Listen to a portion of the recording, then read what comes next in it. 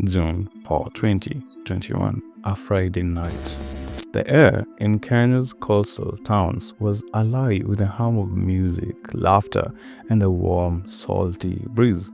For many, it was a night to relax, a night to unwind, but for one man, it would be his last night under the stars. Herman Rowenhorst, a Dutch millionaire who had found his home in Shanzu, living a life most could only dream of. A successful businessman, the owner of several nightclubs across the coast, his empire was built on fun, entertainment, and luxury. On this night, like many others, he drove back to his apartment at Roco Apartments after a long day of overseeing the final preparation for his weekend venues. But little did he know that his life was about to end, right where he thought he was safe. Herman had no idea that the danger was already waiting for him. Not on some dark street corner, no, not in some hidden alleyway, no, but inside his own home. For it wasn't a stranger who wanted him gone, but someone he knew all too well, his wife, Miss Riziki Cherono. The same woman who had stood by his side, had shared his life, and now someone who had made a deadly vow, a vow that Herman will never get away with it. Not after he refused to buy her a car, not after he told her he wanted a divorce.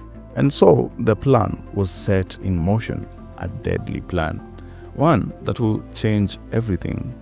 But how did they get to this point? Welcome to Shadows of Justice, where we bring you crime stories from far and beyond. If you haven't already subscribed, help us reach 20k subscribers before the end of the year. I am Micah Hindi, and you're awesome.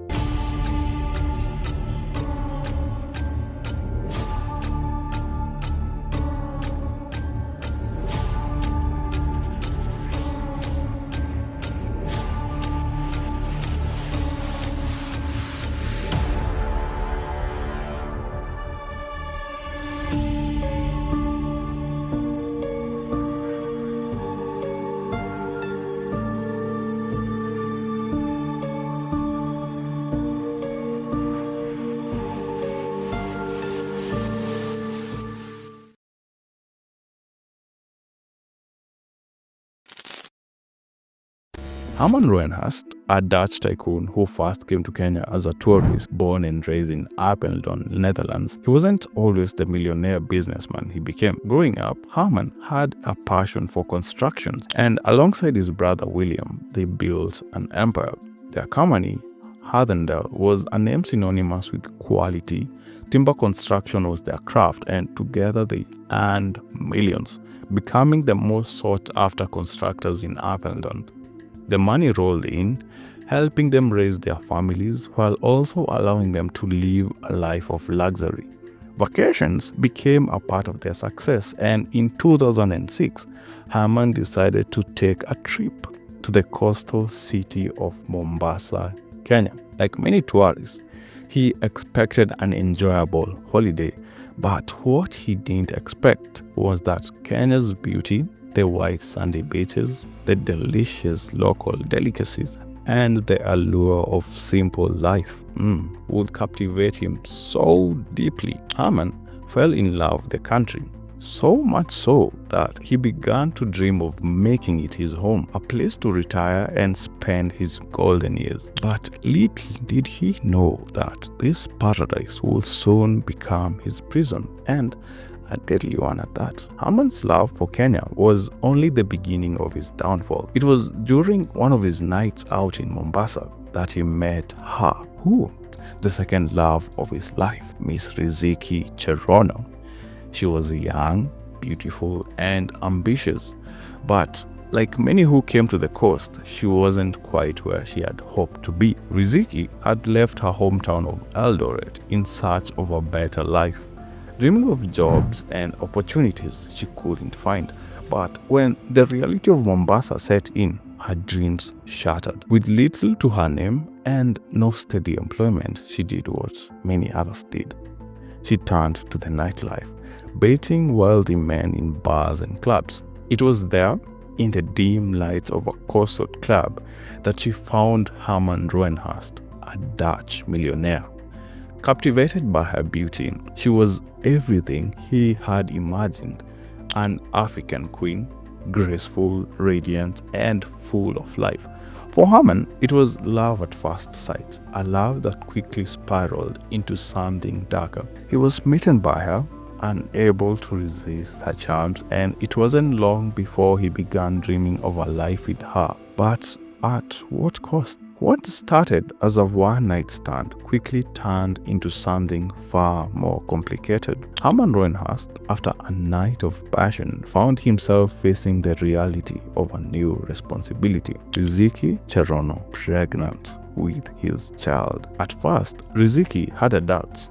She knew he was a tourist, a man who simply came and went. But when Herman made it clear he wanted to make things official, she hesitated, unsure if he was serious. But then he did something that made her think twice. Herman started posting pictures of them with captions that read, "My wife." Her doubts began to fade, but it wasn't until Herman left for the Netherlands and sold his company shares and property to his brother that it became clear. He wasn't just here for a holiday, he was here to stay.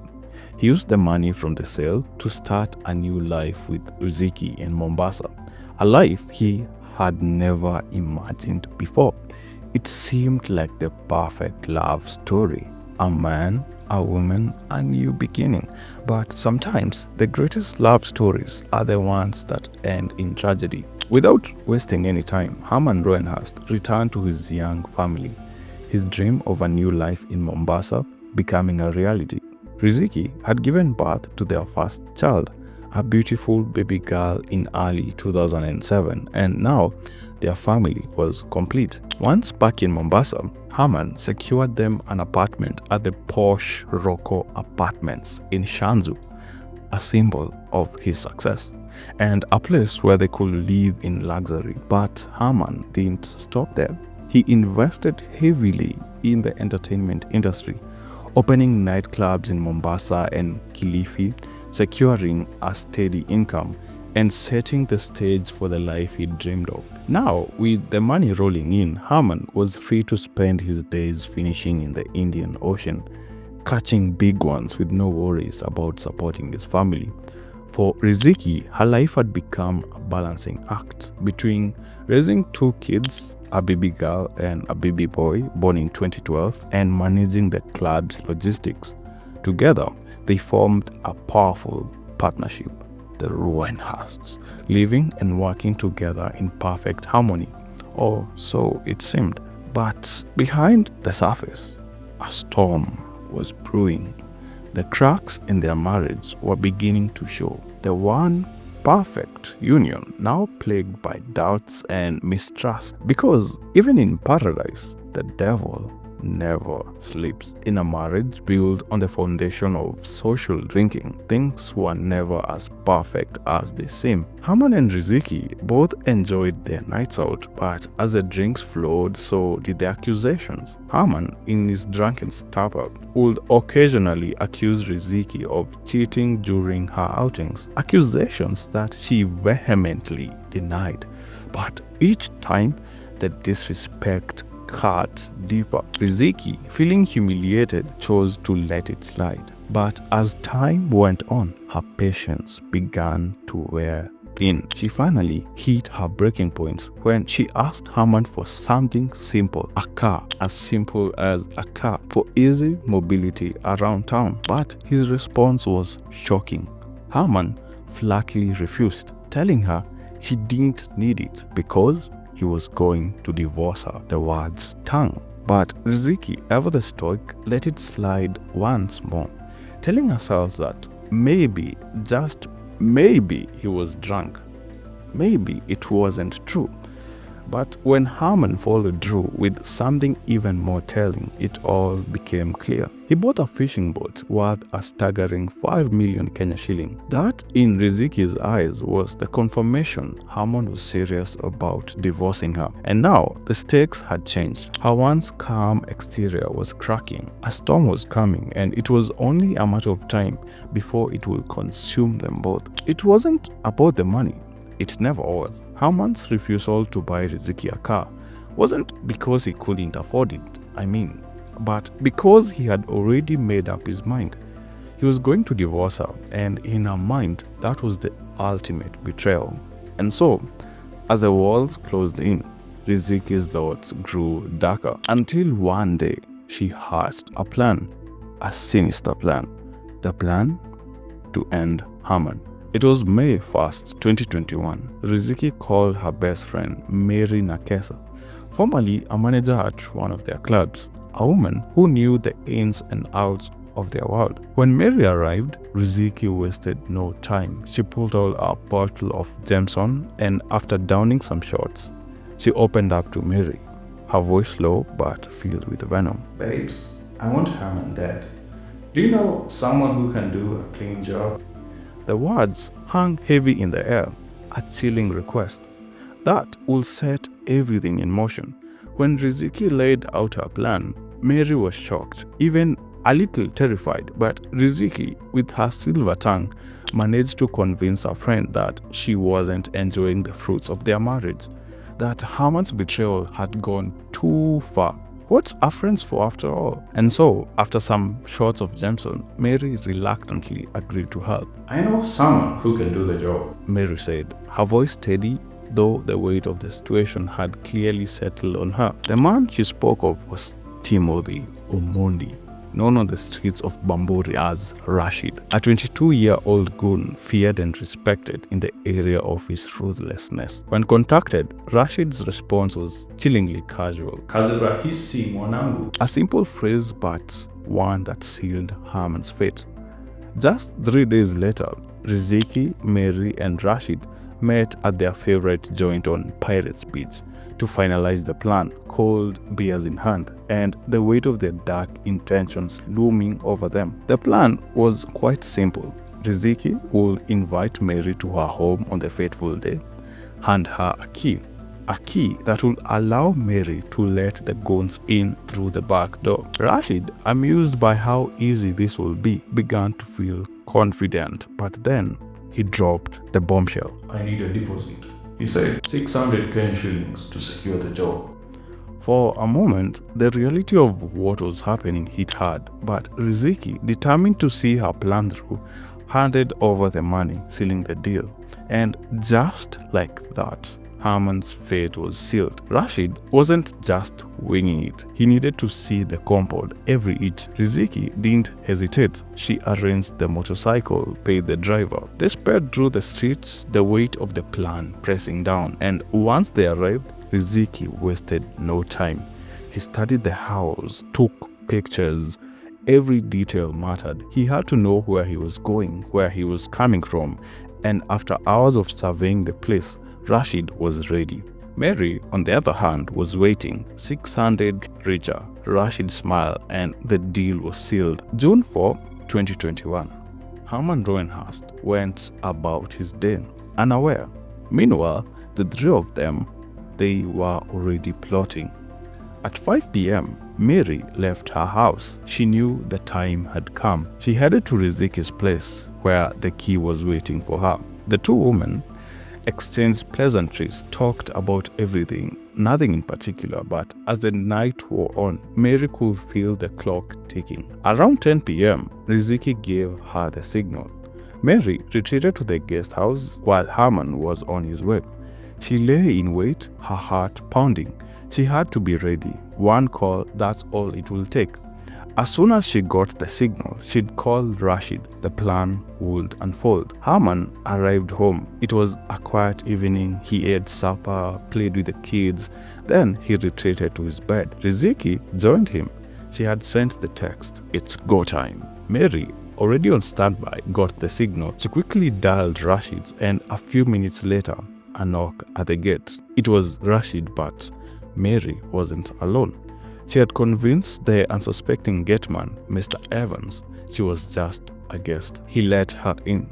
Once inside, the two made their way to the guest house. They waited quietly. As the night passed, Evans, the gateman, finally relaxed. Mary moved quickly. She slipped around the house.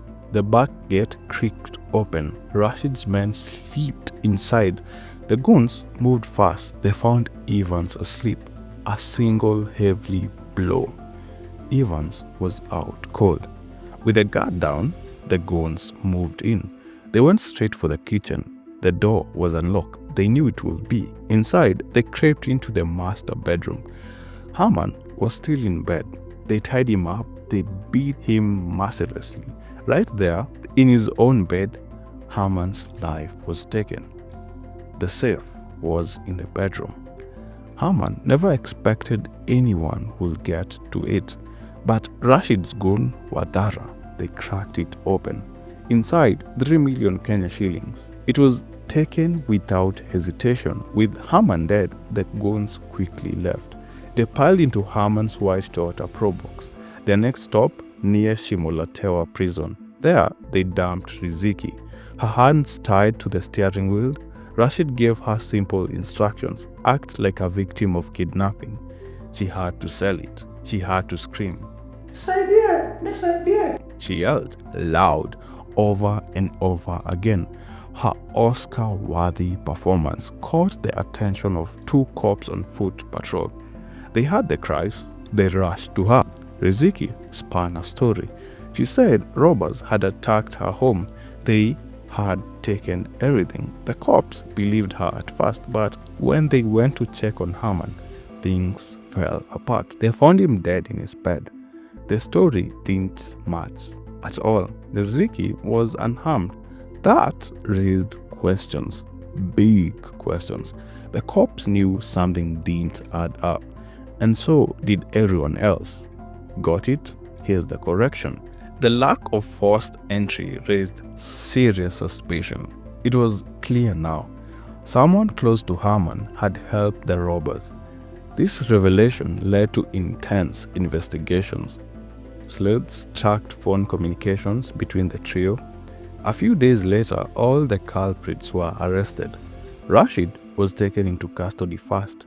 However, it was Nekesa who cracked under pressure. She confessed to her role in the crime. Nekesa's confession revealed the full extent of the plot. She admitted to collaborating with Cherono, Rashid, Tony, and Mohammed. During her confession, she also named Rashid as one who carried out the killing. She described how they all worked together to execute the plan. In exchange for her cooperation, Nekesa took a plea deal. She pled guilty to manslaughter and agreed to testify against the others. With her testimony, the case against her accomplices is now airtight. Nekesa's role as a state witness is expected to bring the remaining suspects to justice. As the trial unfolds, one thing is clear: there is no escaping the truth. And for those who thought they could get away with murder, justice doesn't forget. Nairobi Insight.